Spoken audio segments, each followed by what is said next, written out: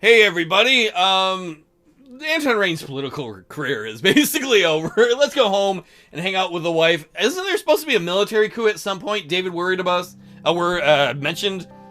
With the election looming, I'd practically been sleeping at the Maroon Palace lately, but tonight I made a deliberate effort to get home early. I told Monica and Diane I wanted a family supper, just like in the old days. Monica had promised to cook something special. The usual crowd of protesters was waiting for me outside the gates of the complex. The guards formed a cordon to let me through. I'm going to give the guards a suspicious look. I regarded them with suspicion as I passed. With the military against me, could they be trusted? Once inside, I locked the front door behind me. I heard footsteps coming my way. Hi, Papa! I'm going to give her a hug. I opened my arms to embrace my daughter. She hugged me happily back. How was school today? Deanna shrugged. I won a prize at the science fair. Honestly, I think they were teaching girls different stuff before because they knew we were smarter than boys. Stupid boys. Well, maybe you're right. I don't know. Deanna smiled. Mama's in there. I gotta do some homeworks before dinner, Daddy.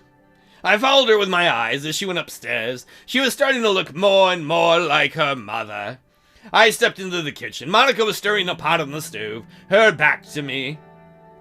Smells delicious! Monica whirled around in surprise.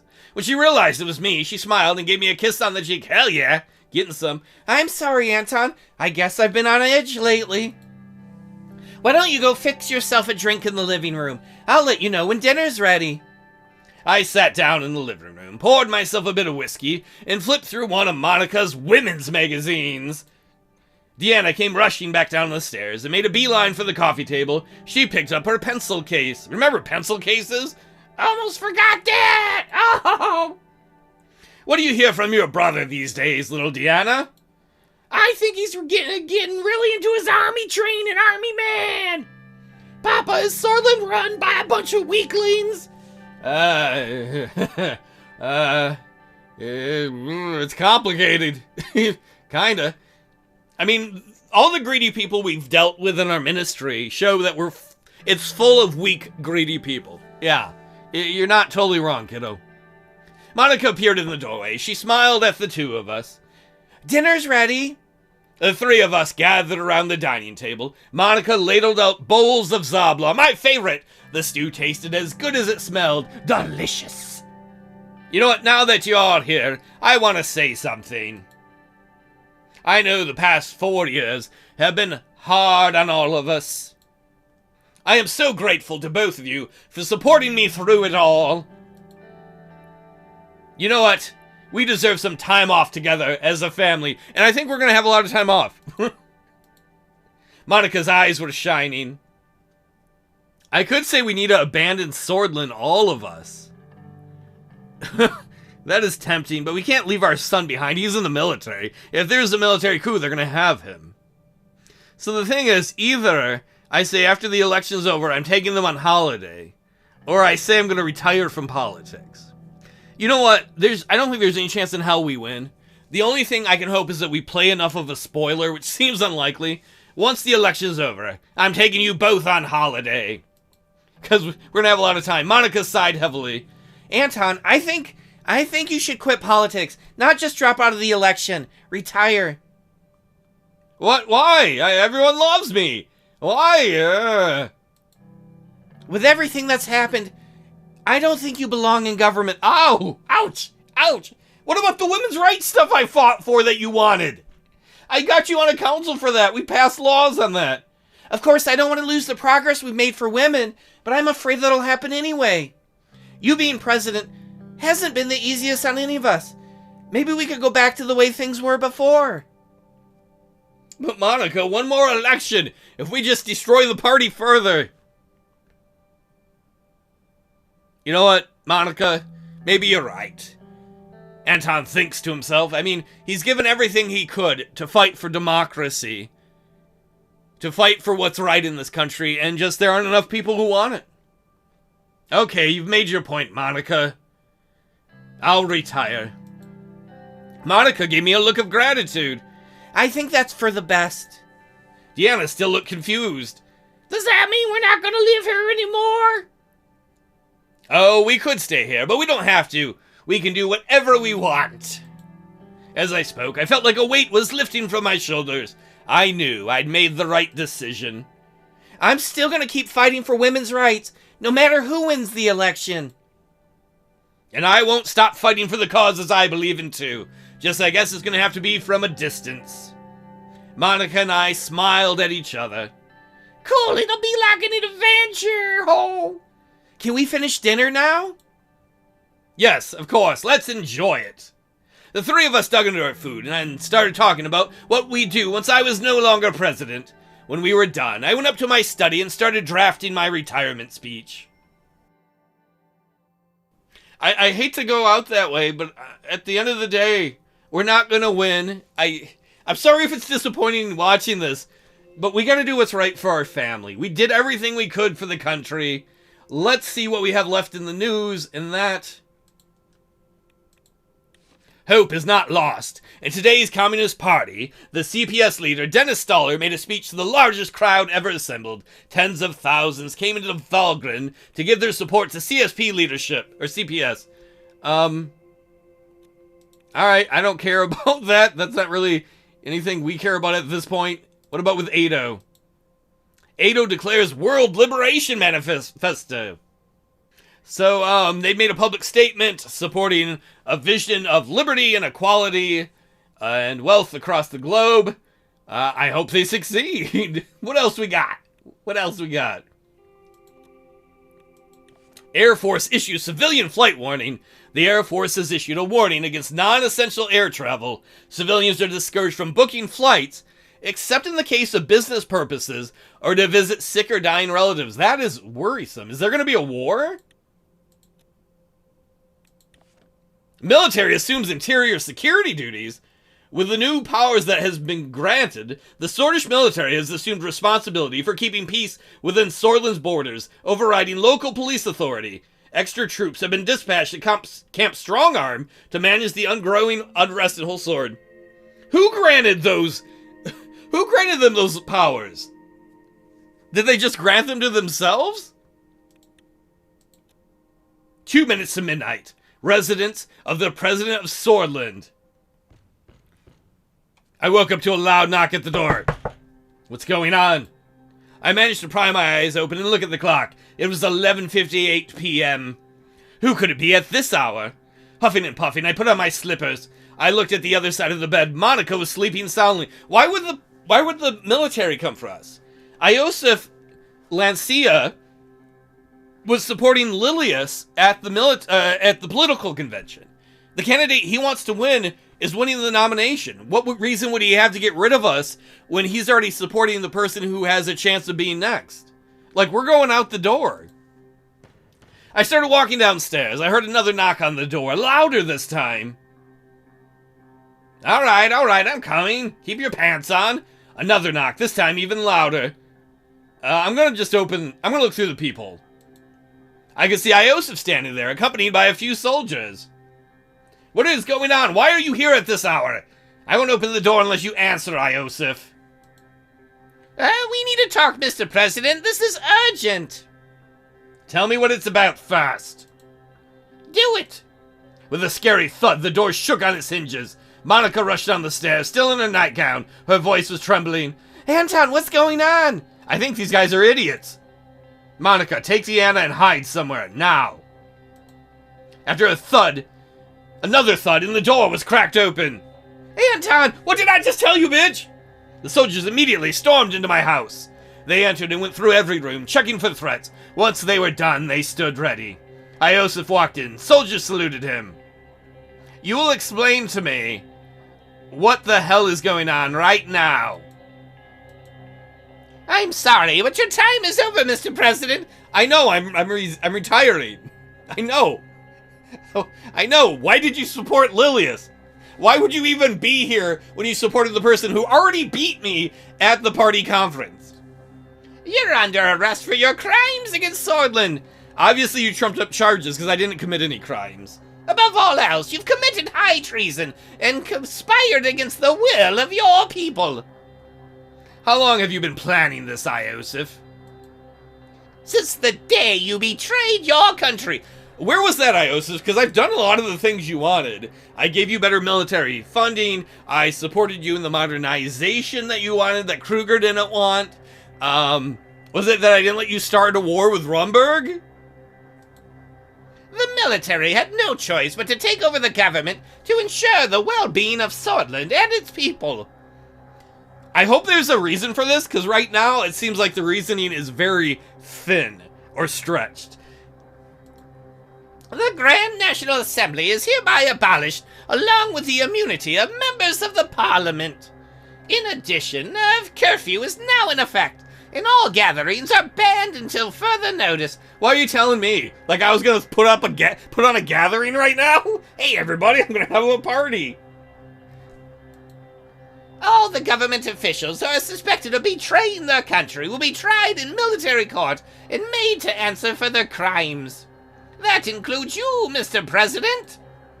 But why? Logically, why is Penis Head doing this?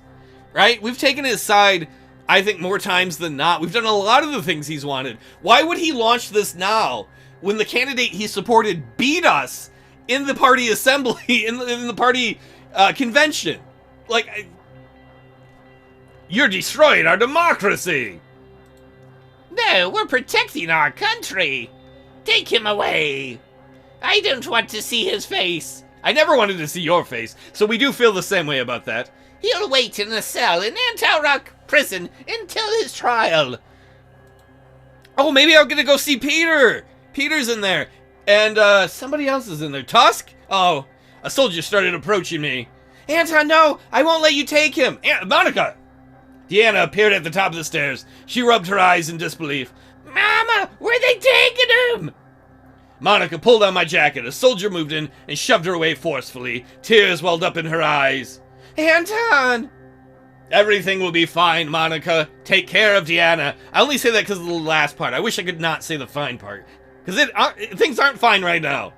No, you can't take him away, please. This is unconstitutional. Another soldier pulled out handcuffs. I'll let him arrest me. Look, we're not going to get away from this, I don't think. The only thing I can hope is somebody takes a picture on the way out. Because that would show everything. To see the military coup and the elected president in handcuffs. Well, I'll let him handcuff me. He escorted me to the truck. I realized I still had my slippers on. They roughly shoved me into the back of the vehicle as they would a common criminal. The engine rumbled to life, and the truck started moving.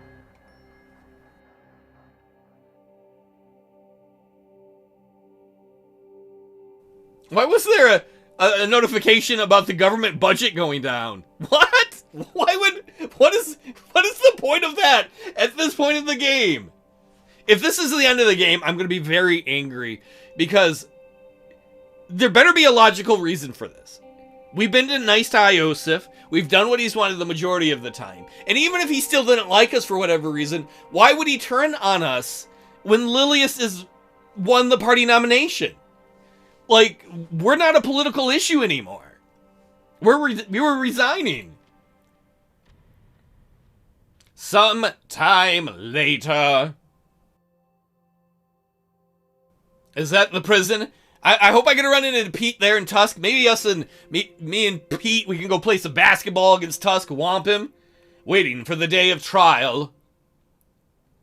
I was making my 14th scratch on the wall when the warden opened the cell door. It was my first time seeing a person since the military detained me. He put handcuffs on my wrists and we started walking. I barely had enough energy to ask where we were going. I just assumed the worst. He told me today was the day of my trial. While we were walking, I caught a glimpse of my reflection in the middle door. My beard had grown and my cheeks were sunken. The conditions I was held in were showing. I was the only one loaded into the prison truck. After a couple of hours had passed, we finally came to a stop. After I exited the vehicle, I held my head up and saw the insignia of the Supreme Court. Soldiers grabbed my arms and led me inside. They gestured towards the table in the courtroom. Guess I'm gonna take a seat. I ain't got no choice. I took my place at the table. Looking around, I saw the flags of the Sordland forces hanging down from the walls, covering the crests of the Supreme Court. The room was completely empty, except for me and the soldiers on guard. I looked at the vacant seats on the bench. The door opened, and General Iosif Lancia, good old penis head, entered alone. The soldiers saluted, and he saluted back. I watched him take his seat comfortably. Hey, what happened to Kruger?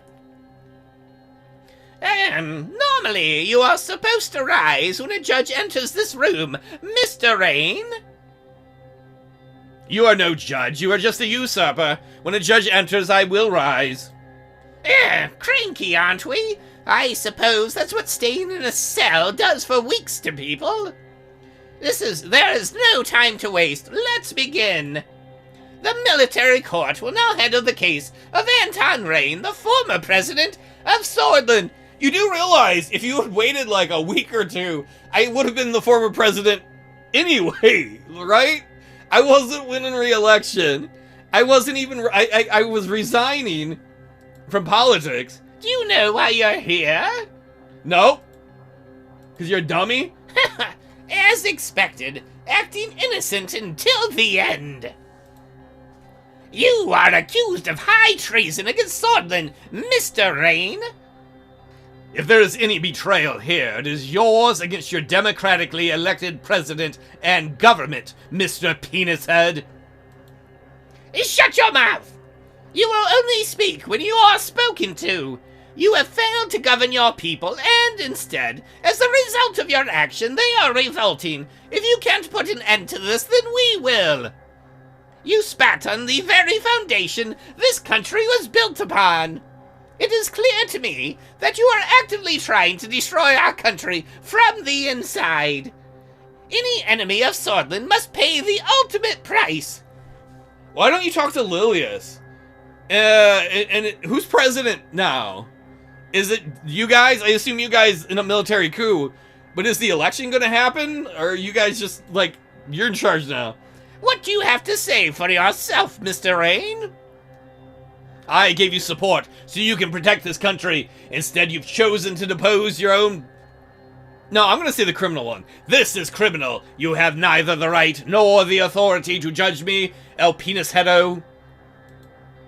This is a power grab in the disguise of protecting the Republic, and I demand a proper trial. Are you finished? No! I have listened in this entire stupid game to people gone forever. How about I give you a 6-hour speech? Shall we move on, then? I gave you support so you can protect this country. Instead, you have chosen to depose your own president. We are doing what we were assigned to do. Protect this country. At this very moment, we're protecting it from you. Did you see the polls, dude? I wasn't winning re-election. I wasn't even running anymore. What? You're not protecting him from anything. This is purely a power grab. It doesn't matter what I say, does it? In this kangaroo court? No, I guess it doesn't really matter. His mouth twitched upwards as a smirk started forming on his face. I see what this is. This is all a ploy to end Sordish democracy along with my presidency, and I won't play along. Your lies know no bound. Fortunately, we don't care if you play along or not. One day, the people of Sordland will look back and curse your name. They will curse the name of Penis Head, a once proud and glorious name. And your name will be cursed for what you have done. You are wrong, Mr. Rayne. They will thank me for getting rid of you. I was already leaving. You didn't get rid of me. I was already leaving. No need to delay any further. It's like I was at your party, and I went out the door, front door. I went down the porch. I went down the drive. I went down the stairs. I got in my car and drove away, and then you screamed out, "Get out of my house!" Like, I was already gone, bro. I will now announce the verdict on the case. Why would I take a deep breath? I took a deep breath. I'm gonna be guilty. This is a sham trial. It is a show trial.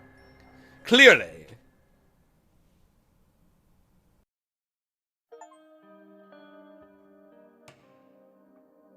Iosif Lancia tapped the gavel. The sound echoed in the empty courtroom. He rose from his seat. Knowing what was next, you felt that you... I did my best for Sordland no matter what, even if it wasn't always good. The next words you heard were, I hereby decide that you are guilty. You thought about how you would go down in history as the victim of yet another of Sordland's coups. But he wasn't done speaking. For the magnitude of the crimes you have committed against Sordland, I am sentencing you to life in prison. You fool! You have made me a political prisoner! You may have resurrected my political chances. The soldier grabbed your arms and started walking you towards the door. As you were walking, I'm going to declare I'm going to take my revenge. Your cell was cold and lonely. The only decorations you put on the damp, dark walls were photos of Frank and Deanna. After a while, reading was the only thing you could do. After finishing the precious books sent by Monica, you kept yourself busy by writing your own memoir. And then I made another decision that didn't work out. And man, was Sierra annoying! Chapter 18, another reason Sierra was annoying. The funny thing is, Sierra didn't resign. You know, when we had people resign from our cabinet before the party convention, she didn't resign. You were happy that at least your family was allowed to visit once a month. Time flies in jail. I'm gonna get ripped. Anton gonna be getting those big old biceps, doing all those push-ups. He gonna get ripped, son. You learned in prison that after 2 years, the military junta finally gave the power back to the people. The political parties and the Grand National Assembly were reestablished. I'm gonna hope that somebody hangs Iosif for his crimes. It's a little petty, but I've been in here for a while. Frank visited you for the first time in years, bringing along his wife and son. I got a grandbaby! They reminded you of your own family in better times. You held your grandson for the first time. He squirmed and started crying in your arms. Frank told you that he was now a senior army official on track to the higher ranks. I'm just gonna congratulate him. Whatever. Good job, kiddo. After 7 years in jail, Sordland's new president finally granted amnesty to political prisoners from the military-ruled days. You looked at yourself in the mirror as you were packing up your belongings to leave. You had grown old. You took your first step outside. Freedom felt good. Monica, Deanna, and Frank were waiting for you. Unfortunately, the years hadn't been kind to Monica. Come on, game, really? You're like, your wife ain't hot anymore. Fuck that, man. But they hadn't been kind to you either. Getting used to being a free man took years. You finally felt confident enough to plan out what to do with the rest of your life. You chose to... I'm going to retire to the countryside. I'm not going to take another shot at politics. We're going to let our legacy be what it is. We're not going to find an earnest job. We're just going to retire to the countryside and enjoy the time we have left. Life was good. You took up various hobbies like gardening and woodworking. Out of boredom, you became a carpenter. Your new pastimes earned you just enough money to get by, and you had all the time in the world. In the week after your 66th birthday, a woman knocked on your door. She was a young upstart journalist, fascinated by your life story. No matter what you did, she kept coming back. Go away! Finally, you gave in. She said she was working on a book about you. Fine, I will help her as best as I can. After many hours of interviews, she said that she had enough information and disappeared from your life. You looked up the name she had given you, but couldn't find it anymore. You suspected she used an alias. You wondered why. Why? What would have been the point of that? I mean, like, I couldn't have given her anything that would have been important politically anymore. You heard a knock on your door. It was the delivery man with a large, heavy package. The package was filled with copies of books. There was a small note on top of it. Thank you, Carol Circus? Bernard Circus's, like, kid? The guy who was killed at her inauguration in the beginning? You picked up the book. It was titled Suzerain, The Story of Anton Rayne. You smiled faintly. Where the hell are we? Oh, we're way down here. You will be remembered as a centrist reformist. That makes sense with the things we tried to do. We tried to reform things, and we were very pro-capitalist, even though probably not pro-capitalist enough for the game. You can see Peter dead center in the middle. You see Sol up there. There's Ewald, Franz Richter, Claven. Where's Lilius? Oh, there's Lilius near Sol. I have to say the ending of this game was dumb as fuck.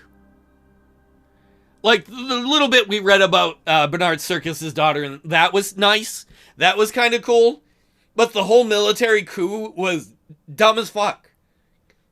I started this game in January, and the first 95% of this game I loved. And then after that, it just went off the tracks.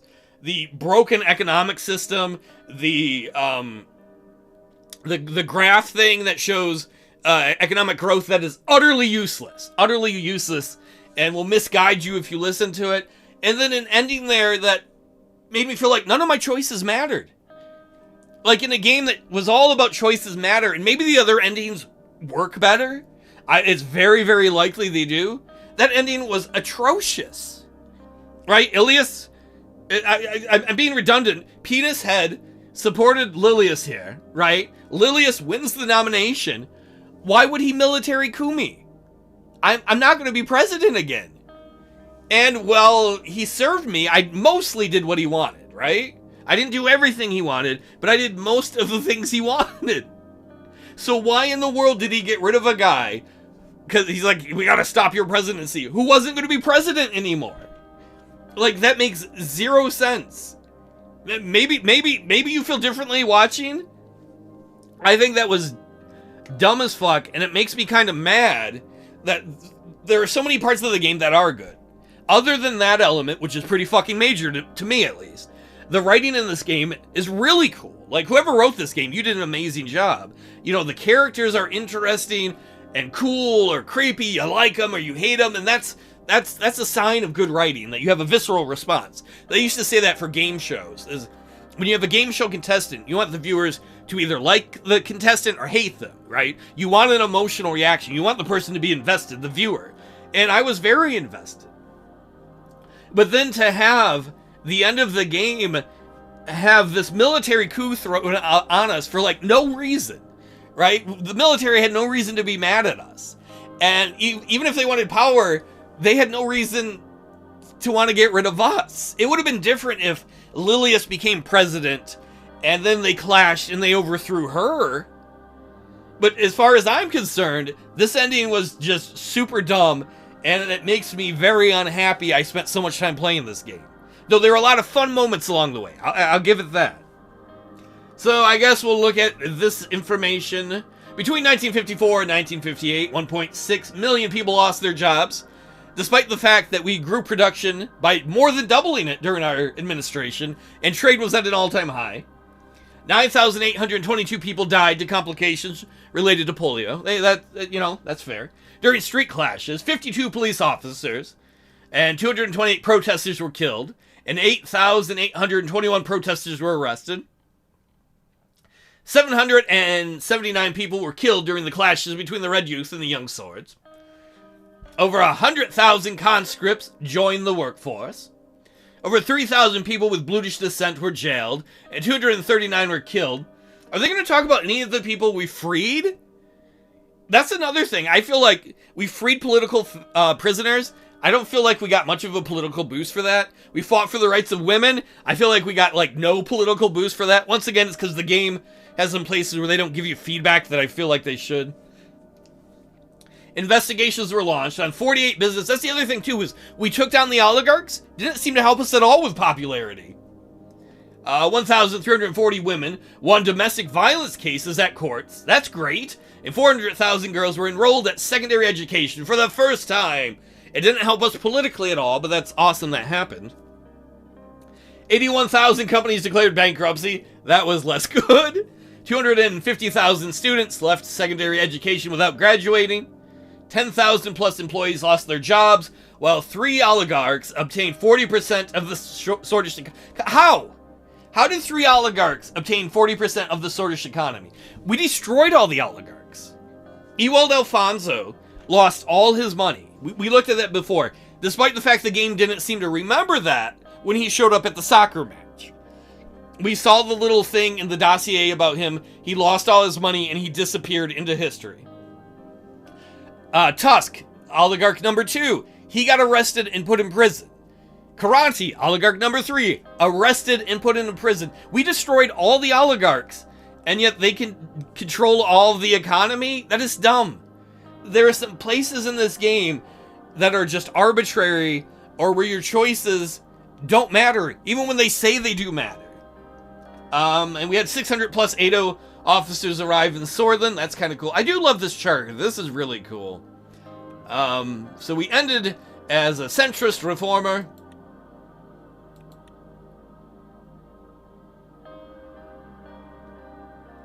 I want to thank any of you who made it through this Let's Play. When I started this Let's Play, I thought it would be short. The, estimated game time for this is 10 or 12 hours, maybe 14. I did not expect it would be a massive, massive LP. I wanted it to be a short LP that kind of bridged from one thing to another. I have very mixed opinions about the game right now. I can't say at this moment I'm happy I played it, to be honest. The first, like I said, 90-95% I liked, and then it went off the rails. Things were arbitrary. It didn't give you feedback about stuff you wanted or should have, like polling or economic stuff. That economic bar was worthless. And this ending, I don't know. If you want to disagree with me, you can. Everybody's entitled to their opinion. Yeah, that ending sucked. I don't know. I'm not playing this game again. I'm going to go find something else to do or play. Watch out for military coups, y'all. They can happen for any reason at any time.